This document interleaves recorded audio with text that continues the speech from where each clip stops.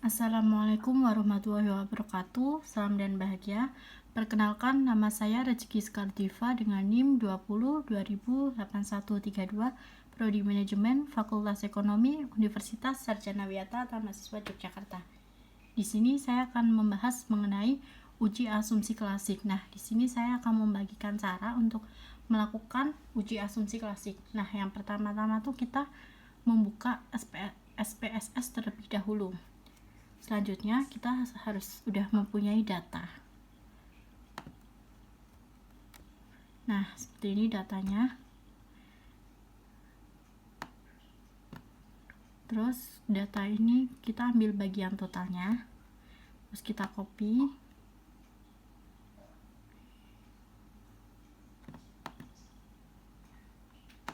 Kita ke data view. Tempel di sini. Yang ini juga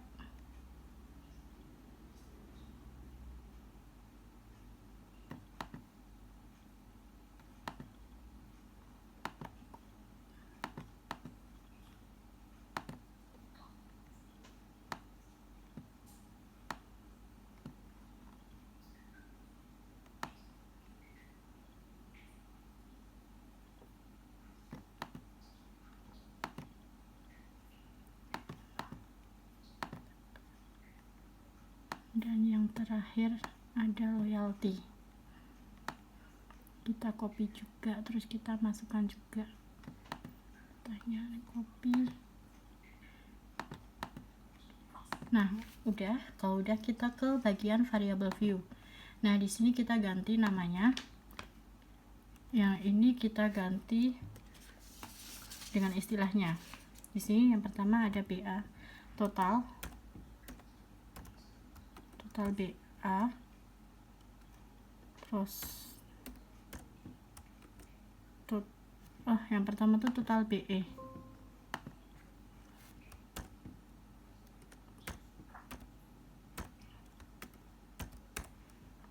Yang kedua itu total BA. Yang ketiga itu total BS. Dan yang keempat itu total BL.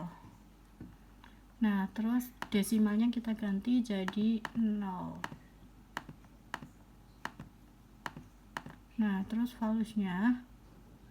terus bagian label kita diubah. Kita kasih nama, kalau BE itu experiential, itu pengalaman.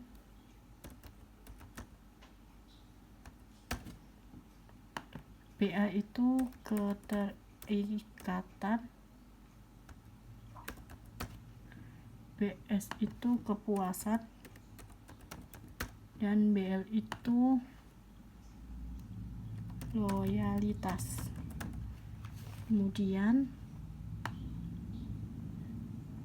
range-nya ini kan masih unknown, itu kita nggak di scale ya. Nah, terus kan kita mau uji asumsi klasik itu kan ada 3. Ada normalitas, uji normalitas, terus multikolinearitas, dan heterokedastisitas. Nah, yang pertama kita ke bagian analyze, ke regression, terus ke linear. Nah, dependentnya ini kita jadi yang BL. Ini kita pindah ke dependent. Independentnya itu pengalaman, keterikatan, dan juga kepuasan. Selanjutnya statistiknya itu kita centang model fit, deskriptif, collinear relation, ini estimates, Darwin. Sudah, terus continue. Bagian plotnya ini jangan sampai kebalik. Yang Y itu yang SRD, SID itu SRE, SID. Terus yang X itu ZPRE, ID. Nah, ini kita ganti ke X, jangan sampai kebalik. Terus kita centang yang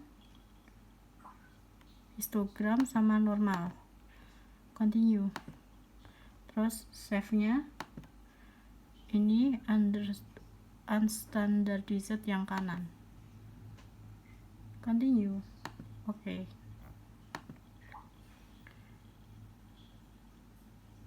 Ini kita perbesar. Nah, ini outputnya seperti ini. Nah, selanjutnya yang kita ke bagian uji asumsi klasik yang ke normalitas yang Kolmogorov. Ini kita perkecil aja, masih di sini.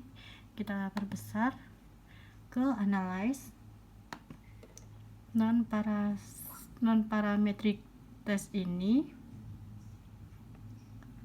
Legarize dialogs ini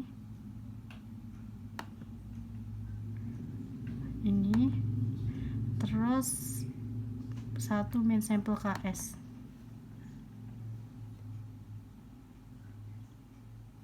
Nah, yang terus yang unstandardized ini kita pindah ke kanan.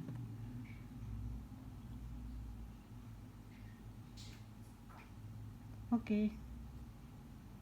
Terus normalnya kita centang, kan itu udah dicentang, jadi kita oke aja. Oke, nah ini udah keluar hasilnya. Sekarang cara bacanya tuh gini. Nah, ini hasilnya udah keluar, kita dari normalitas. Nah, normalitas tuh dia tujuannya untuk menguji apakah dalam model regresi nilai residual itu memiliki distribusi yang normal apa enggak gitu. Nah, kita lihat dia normal atau enggak tuh apabila nilai signifikannya di atas 0,05. Nah, kita tahu normal atau enggaknya tuh kita cek pada NPR test. Nih, NPR test pada bagian ini asymptotic 2 tailed. Nah, ini kan 0,888, kan di atas 0,05, maka dia dikatakan data berdistribusi normal. Nah, yang kedua itu ada multikolinearitas. Itu terjadi apabila nilai FIV itu kurang dari 10 dan tolerantif value itu lebih dari 0,1. Itu dilihat dari sini. Koefisien. Mana ini koefisien?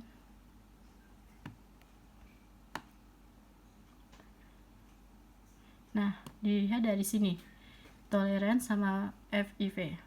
Kan ini semuanya kurang dari 10 dan juga ini lebih dari 0,1. Maka tidak terjadi multikolinearitas. Jadi, uji multikolinearitas itu untuk menguji apakah dalam model regresi itu ditemukan adanya korelasi yang tinggi atau sempurna antara variabel independen.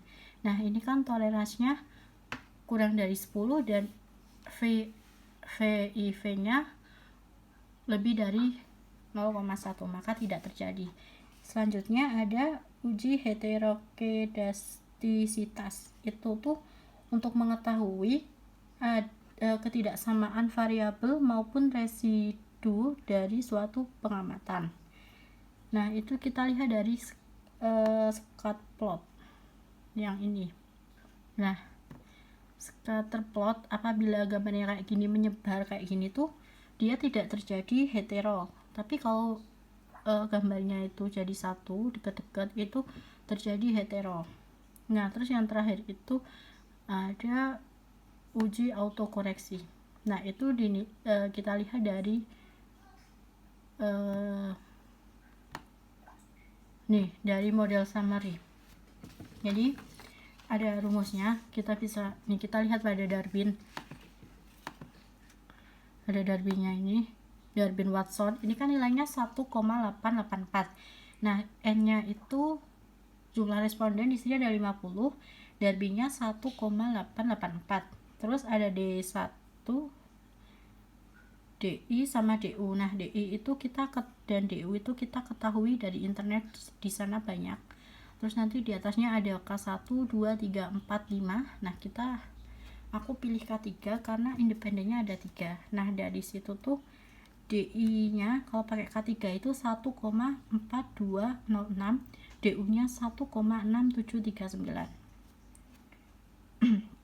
Nah, terus ada rumusnya 4 min DI sama dengan, itu nanti hasilnya 2,5794, terus 4 min DU itu hasilnya 2,32.